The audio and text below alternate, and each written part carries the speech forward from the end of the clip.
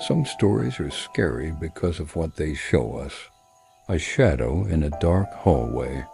A figure standing where no one should be standing. Something that should not exist.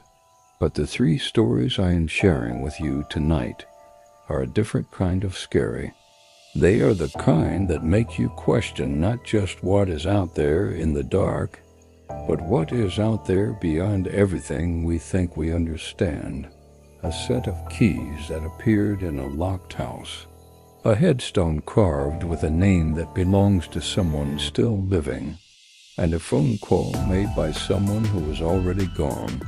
Three stories. Three moments where something reached through from the other side of what we know. Let us begin. Our first story comes from a woman I will call Anna. Anna was house sitting for a close friend who had traveled abroad for 2 weeks. She had done this before. She was comfortable alone. She is not someone who frightens easily. She told me that before she told me the story. I want you to know I am not someone who frightens easily. Anna arrived at the house on a Sunday. She had one set of keys, the only set her friend owned. She let herself in, locked every door behind her, checked every window. This is something she always does in an unfamiliar house. The first 3 days passed without incident.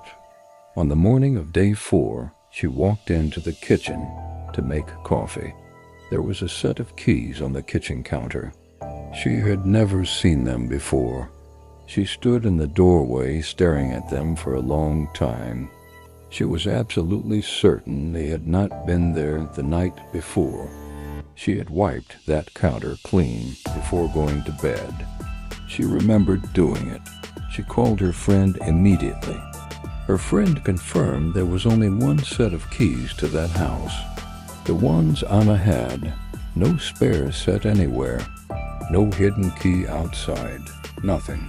Anna walked through every room, checked every door, every window, every possible entry point, all locked, all secure. From the inside, she went back to the kitchen and picked up the keys.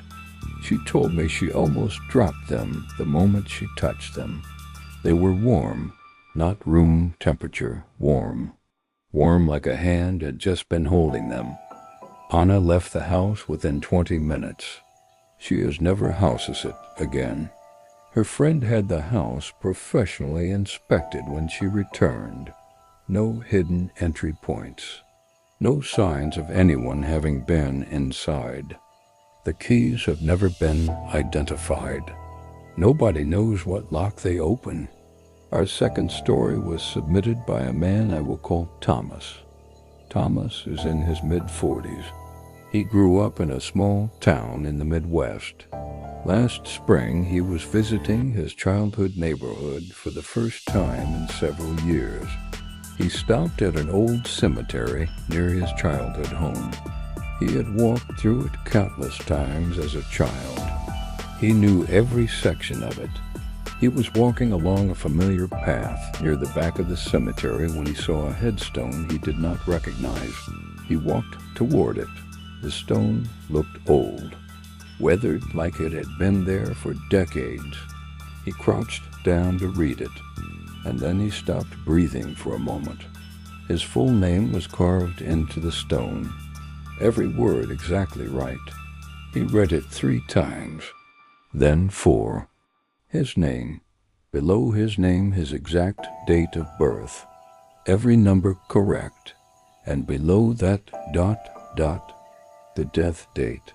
Blank, just a blank space where the date should have been.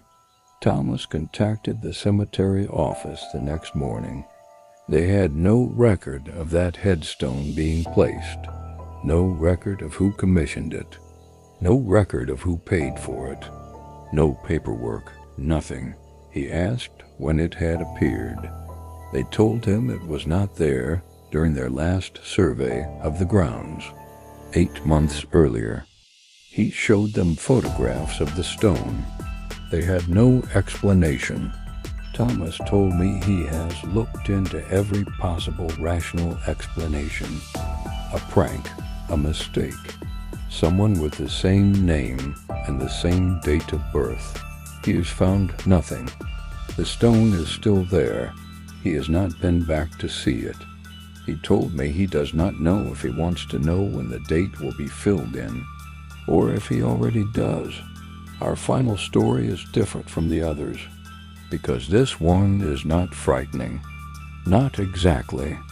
It is the kind of story that makes you sit very quietly for a long time after you hear it. A woman I will call Maya submitted this story 2 years ago. Her grandfather was one of the most important people in her life. They spoke often. He called her regularly. This was normal. On a Tuesday morning, she received a call from him at 7 a.m. She answered immediately. He told her he loved her. He said he was proud of her. He said he was proud of the person she had become. Then he said goodbye. She said goodbye back and told him she would call him later that week. She hung up and went about her morning. Nothing unusual, nothing that felt wrong. Just a normal call from her grandfather. 2 hours later, her mother called. Her grandfather had passed away peacefully in his sleep.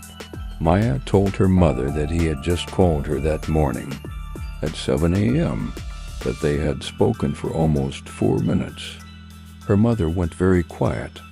He had died at 4 a.m., 3 hours before the call. The family checked his phone when they were clearing his room. It was locked in his bedside drawer, the way he always kept it at night. They checked his call log. No outgoing calls. Not that morning, not the night before. Not for the past several days. His phone had made no calls. Maya showed her mother her own call log. 7:02 a.m., her grandfather's name. 3 minutes and 47 seconds.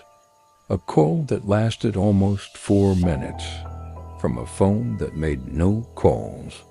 From a man who had been gone for 3 hours by then. Maya told me that in the 2 years since she has thought about that call every single day, she said she does not find it scary. She finds it the opposite of scary. She said knowing that he called, knowing that whatever comes after allowed him one last moment, is the thing that has brought her more peace than anything else in the 2 years since he passed. She said she hopes whoever is listening to this story finds some peace in it too. A set of keys still warm from being held. A headstone waiting for a date to be filled in. And a phone call from someone who needed one more moment to say goodbye. 3 stories. 3 moments where whatever lies beyond what we understand made itself known. Not always with darkness. Not always with fear. Sometimes with warmth. Sometimes with a voice you recognize. Sometimes with the things you most needed to hear. Stay safe tonight, and if someone you love calls you out of nowhere, pick up